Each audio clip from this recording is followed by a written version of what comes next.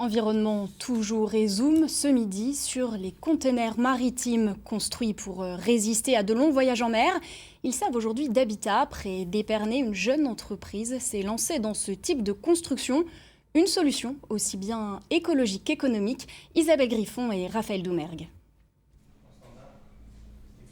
À première vue, il s'agit d'une simple construction préfabriquée. Mais derrière les parois se cachent des containers maritimes. C'est deux conteneurs qu'on a assemblés l'une à côté de l'autre pour avoir en fait un grand espace. Chaque conteneur, en fait, on a découpé les parois du milieu, comme vous pouvez le voir là-dessus, pour agrandir. Une fois découpé, il faut renforcer la structure. Ensuite, on a tout le second œuvre. Ça ressemble un peu à la construction traditionnelle. On a l'isolant, le placo, la plomberie, l'électricité et toute la partie enveloppe du bâtiment. Ce jeune entrepreneur est allé chercher ces containers en fin de vie sur le port belge d'Anvers. Des déchets de la mondialisation qui s'entassent par centaines dans les ports européens.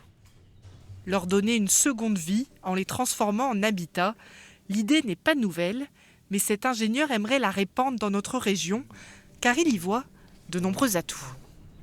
Donc une maison en conteneur, c'est d'abord écologique, c'est aussi économique, donc c'est 20 à 30% moins cher qu'une construction traditionnelle. C'est aussi modulable, on peut évoluer un conteneur à l'infini en superposant ou en mettant côte à côte des conteneurs. On peut évoluer la surface comme on le souhaite. Et c'est robuste, un conteneur peut supporter 5 fois son poids propre. Autre avantage de ce type de construction, sa livraison rapide, entre 4 et 6 mois pour une maison individuelle. Et avec un peu d'imagination, les containers offrent de nombreuses possibilités. On peut notamment réaliser des maisons de jardin, des tiny houses, des logements saisonniers. Actuellement, nous allons débuter la construction d'une maison de 140 mètres carrés pour un jeune couple. Des maisons, des piscines hors sol et même des dortoirs pour les vendangeurs. La jeune entreprise ne manque pas d'idées pour recycler ses caisses métalliques.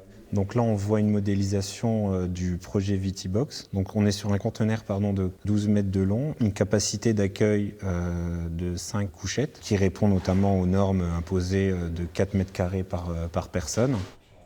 Comme la plupart des vignerons champenois, Olivier Collard rencontre chaque année des difficultés pour recruter ses vendangeurs, des travailleurs saisonniers qui souvent viennent de loin. Donc l'idée c'était de pouvoir les héberger, mais on n'est pas forcément équipé pour ça.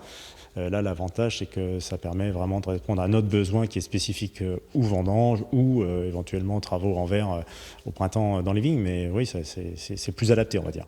Ces logements saisonniers pourraient être proposés à la vente ou à la location. Pour développer ses projets, cette start-up vient d'installer son usine à Châlons-en-Champagne.